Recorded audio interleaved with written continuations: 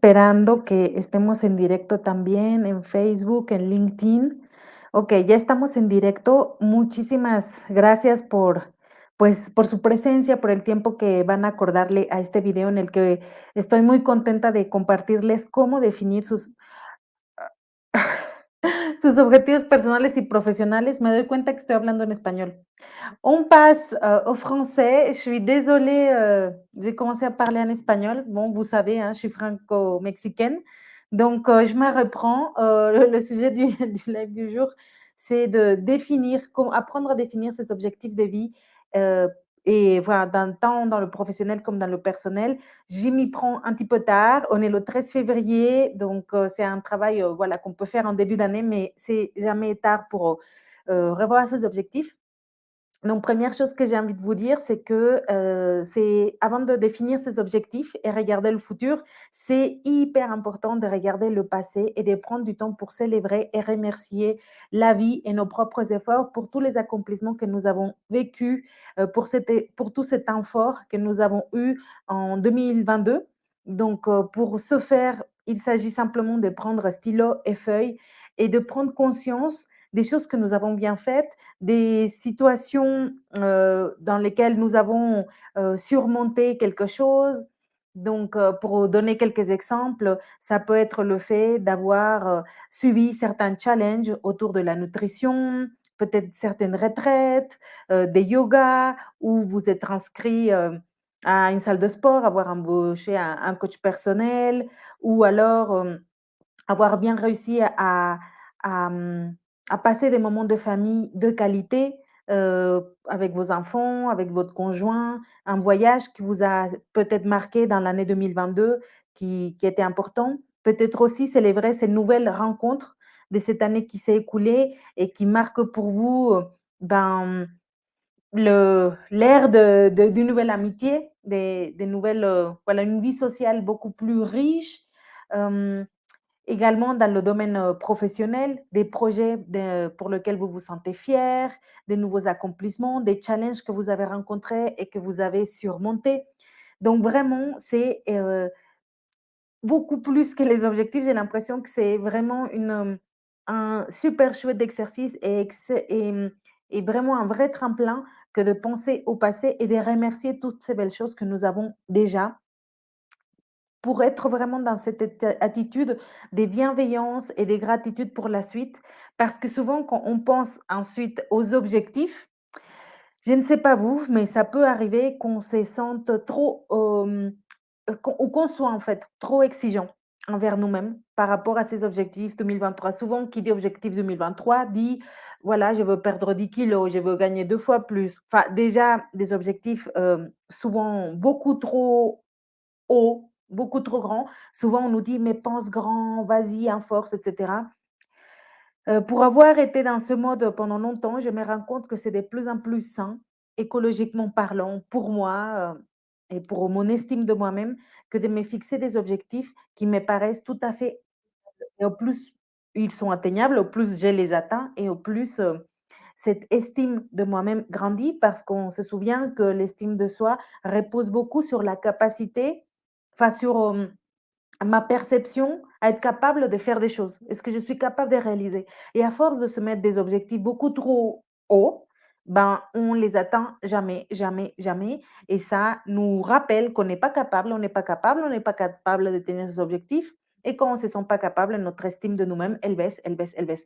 Donc c'est vraiment un cercle hyper vicieux et pas sympa à parcourir que de se fixer des objectifs parce qu'on se compare aux autres, parce qu'elle a l'air tellement musclée, il gagne tellement d'argent et eux, ils ont une relation de couple tellement belle et puis il a l'air tellement épanoui et donc on a l'impression qu'on est sur le même pied d'égalité avec plein d'autres personnes et que c'est OK de se fixer, des super objectifs, d'autant plus quand on est dans ce syndrome de vouloir, être le bon élève, la personne qui dans la classe à la meilleure note ou que dans le cours, de yoga est celle qui s'étire le plus.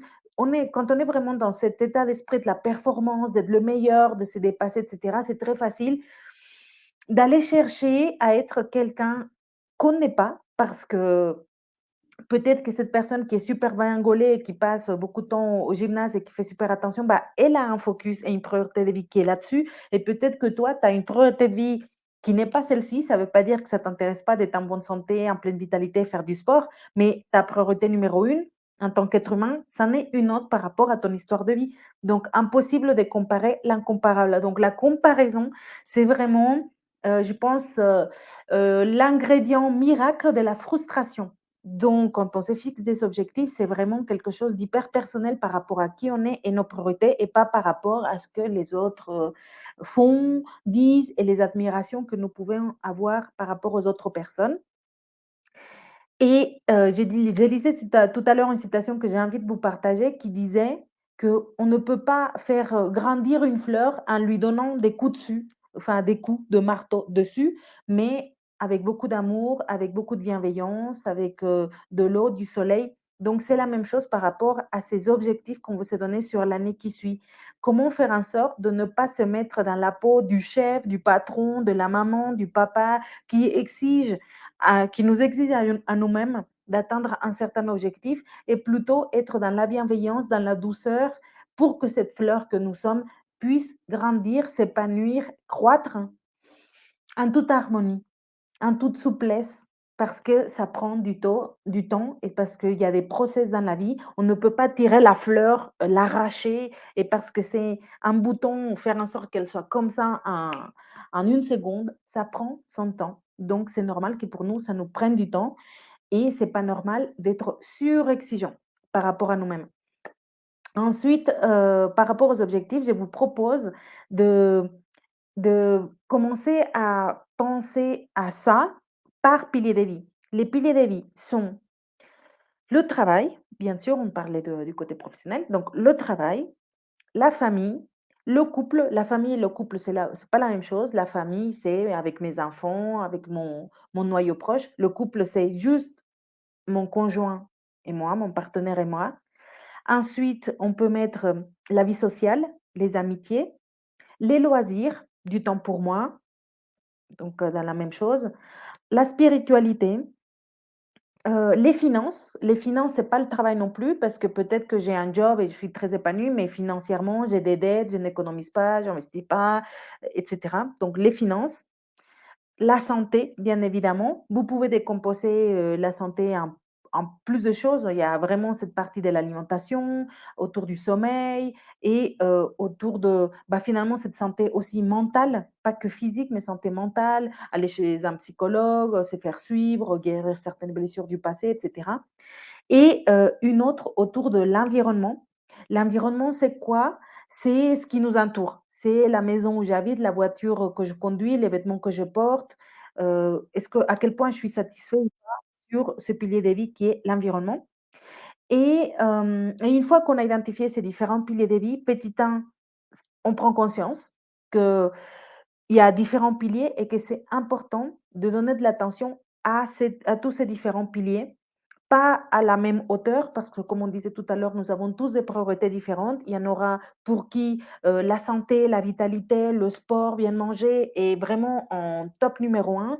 Il y en a pour qui ça va être le couple, parce que ils veulent construire quelque chose ensemble, ils vont acheter une maison, ils ont des projets ensemble, la personne veut tomber enceinte ou ils vont se marier. Enfin bref, c'est top priorité. Donc chacun ses priorités, mais déjà de prendre conscience que la vie n'est pas que le travail, n'est pas que le couple, n'est pas que les loisirs, n'est pas que la vie sociale, n'est pas que, ça nous permet de nous rendre compte qu'il y a une large palette de piliers à s'occuper et que c'est la vie. Gérer sa vie, c'est se gérer et s'accomplir dans ces différents piliers de vie qui, bien sûr, communiquent entre eux. Quand on va mieux dans le pro, on va mieux dans le perso. Quand on va mieux dans le perso, on va mieux dans le pro, etc., etc. Donc déjà, c'est une belle première prise de conscience et ensuite, on se pose pilier par pilier et par rapport à ces piliers, j'ai envie de vous inviter à le faire, sous 3 angles: être, faire et avoir. Pour avoir quelque chose, il faut d'abord le faire. On connaît bien cette, notion de d'action-résultat. Si je fais quelque chose, j'obtiens un certain résultat. Mais pour faire ce quelque chose, il faut que je sois quelqu'un qui fait ce type de choses. Donc, le 1er objectif qu'on peut se fixer d'un point de vue, pour un certain pilier, prenons l'exemple du travail, pour la partie professionnelle, avant de dire: «J'ai envie d'avoir un salaire de temps, j'ai envie d'avoir un quotidien», enfin le mot «avoir», avant ça, il y a le faire et encore avant ça, il y a la notion d'être. Donc c'est de commencer vos objectifs par: j'ai envie d'être» plutôt. Voilà comment je me visualise. La personne que j'ai envie de devenir est quelqu'un qui est honnête, est quelqu'un qui sait donner et en même temps qui sait recevoir. C'est quelqu'un qui pense à elle, qui pense à ses besoins, à ses envies. C'est quelqu'un qui se connaît mieux, qui connaît ses points de force et qui capitalise là-dessus dans son métier. C'est quelqu'un qui est en accord avec ses valeurs, qui dit ce qu'elle pense, qui pense ce qu'elle dit, qui fait ce qu'elle pense. Donc quelqu'un qui est hyper authentique. Dans le travail, j'ai envie d'être, bah, quelqu'un qui a de l'abondance, quelqu'un qui, encore une fois, est tout aussi prêt à donner qu'à recevoir, recevoir de la satisfaction personnelle, financière. Voilà qui j'ai envie d'être. Et une fois qu'on a ça, c'est mais de tous les différents angles, par lequel voir un objectif, c'est le plus important parce qu'on est en train de parler de la graine. Si vous voulez avoir des poiriers, ça sert à rien de dire: «Ah, je veux des poires, c'est tellement juteux les poires, les poires». Oui, c'est cool, mais c'est encore plus cool de semer des graines de poirier dans ton jardin pour avoir des poires. Donc quand on est en train de définir qui on a envie d'être, qui on a envie de devenir, dans quelle direction on a envie de se développer, on est en train de parler des graines. Donc c'est extrêmement puissant, extrêmement important, extrêmement je ne sais pas, il y a une notion de connexion avec soi-même quand on fait ce type de travail, quand on parle de l'être. Donc vraiment hyper important et une fois qu'on a fait cette, 1re grosse partie et je ne parle pas de grosse parce que ça prend beaucoup de travail, mais grosse dans le sens de, je ne sais pas, de vraiment parler des fondations. Là, on peut parler du faire. Qu'est-ce que j'ai envie de faire? Je pris comme pilier le pilier professionnel, on peut le faire pour tous. Qu'est-ce que j'ai envie de faire dans cette année 2023? Je vous invite à être, comment dire? Peut-être qu'il y a 2 façons de procéder. Soit vous faites un brainstorming de toutes les choses que vous voulez faire et du coup, il y aura une liste de 5, 10 choses, voire plus. Et ensuite à faire le 20-80 pour vraiment pouvoir identifier le un ou 2 ou 3 projets au plus, par exemple, qui sont les plus importants pour vous à concrétiser sur cette année 2023 et et voilà, donc vous choisissez votre liste, vous appliquez le 20-80. Quel est le 20 de mes 10 réponses? Bah, les 2 premières et ce sont ces 2 premières sur lesquelles je peux vraiment, heu, voilà, capitaliser et me focaliser dessus parce qu'à force de vouloir trop faire, bah, on fait rien. J'avais une liste de 15 choses, bah, j'ai rien fait et si tu en faisais qu'1 mais que tu allais au bout, bah, peut-être que ça serait vraiment la meilleure, façon d'employer ton temps. Donc vraiment cette notion de focus et je vous invite à lire d'ailleurs un livre qui s'appelle The One Thing. En français, je ne sais pas comment ils l'ont traduit, mais voilà, The One Thing, je ne sais plus comment en français, mais bon, de Gary Keller et qui justement parle de l'importance de se focaliser sur une seule chose, une seule unique chose et dans les objectifs et aussi, dans les tâches, enfin vraiment être hyper focus pour accomplir ses objectifs. Donc, une fois que j'ai identifié qu'est-ce que j'ai envie de faire, est-ce que j'ai dit encore une fois n'importe quoi dans le professionnel, j'ai envie d'écrire un livre, j'ai envie de faire un TED Talk. Je parle pour moi, donc c'est pour ça que c'est peut-être que ça va pas du tout vous parler, mais pour vous, quels sont ces objectifs?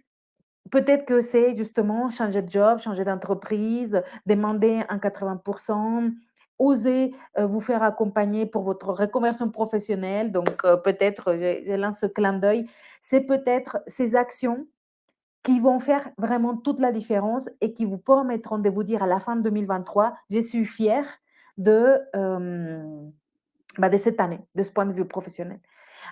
Encore une fois, vous avez peut-être un objectif long terme à 2, 3, 5 ans qui est un tel. Imaginons que ça va me prendre 5 ans de faire un livre. Donc ça ne sert, à pas grand-chose, je pense, de me dire: «Bah, d'ici 1 an, le livre, il est fait». C'est peut-être pas le meilleur exemple parce que je pense qu'un livre peut être fait en 1 an, mais imaginons que ça prend 5 ans, bah, alors je me dis: «Mon objectif 2023, c'est d'avoir fait bah, un cinquième du livre ou je ne sais pas, ou ce qui représente à l'étape. Pourquoi j'ai dit ça? Encore une fois, pour éviter les frustrations de ne jamais atteindre les objectifs qu'on se fixe. Donc avoir cette capacité de dire: «OK, j'ai identifié ma boussole, j'ai identifié la direction dans laquelle je veux aller dans ces piliers de vie. Qu'est-ce qui est réaliste? Qu'est-ce qui est ambitieux mais réaliste et que je vais pouvoir faire d'ici un an par rapport à cet objectif qui peut-être prend beaucoup plus d'années?» Et ça va vous permettre de vraiment réduire l'enjeu et la complexité de vos objectifs. Voilà, si vous avez un surpoids de 15 kilos, qu'est-ce qui est faisable? Enfin, pour quand vous pouvez atteindre ces moins 15 kilos ou 20 ou 30 kilos, j'en sais rien. Et qu'est-ce qui est proportionnellement réaliste d'ici un an? Et là, on est dans le faire, donc dans les comportements, dans les actions que vous allez pouvoir, faire pour ensuite obtenir les résultats. Bah, puisque j'ai fait le livre, bah, j'aurai une renommée. Puisque j'ai fait ceci, j'aurai cela. Ou voilà, donc à ce moment-là, vous pouvez passer à cette notion de cause-conséquence, de dire: «Bah, voilà, si j'ai fait ceci, qu'est-ce que j'obtiendrai?» Et là, on aura fait le tour de la question avec l'être, le faire et l'avoir. Donc, j'ai fait coucou à Alice, j'ai fait coucou à Isa. Merci aux personnes qui sont là, qui like ce live. J'espère que ça vous parle beaucoup. D'ailleurs, je fais une petite, promo. J'ai fait également ce live, je le rends disponible dans mon podcast qui s'appelle «Reconversion réussie». Si vous ne le trouvez pas sur Spotify uniquement en tapant «Reconversion réussie», mettez entre parenthèses mon nom, Lucero Martinez, et comme ça vous le trouverez. Et voilà, si vous préférez écouter, dans votre voiture, dans les transports, ce type de contenu, abonnez-vous au podcast Reconversion réussie. On est présent en live en ce moment même sur Instagram, sur le groupe Facebook Reconversion réussie, sur mon profil LinkedIn. Ça va être également retransmis sur YouTube. Il y a une chaîne YouTube, Reconversion réussie. Merci pour les cœurs.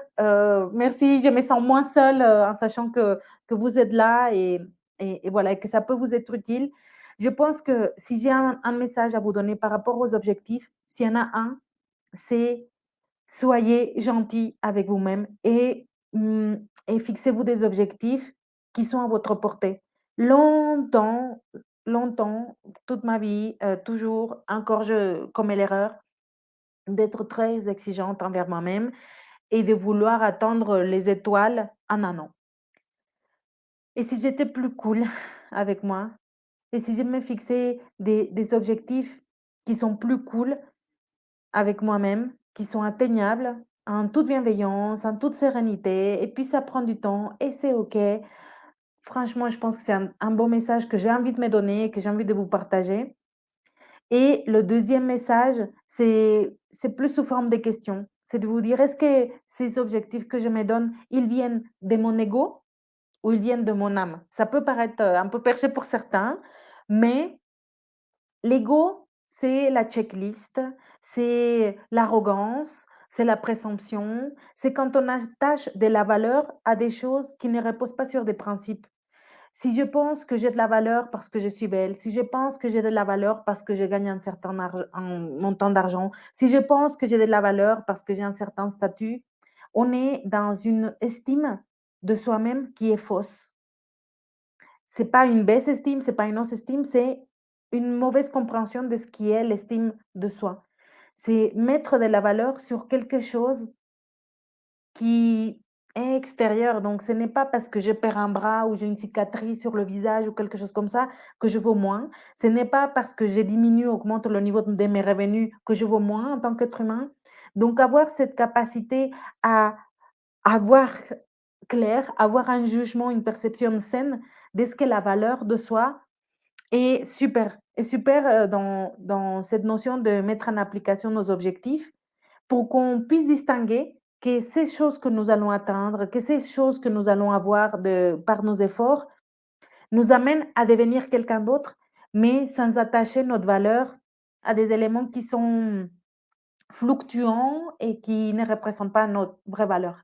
Donc, voilà, petit rappel sur ça, pour moi, pour vous et ce deuxième rappel sur le fait d'être pas exigeant, sur-exigeant, envers nous-mêmes, d'être juste, voilà, dans ce processus d'amélioration continue, tout en profitant de la vie et tout en étant gentil, bienveillant, un peu comme le soleil, la pluie l'est avec une fleur qui est en train de se développer.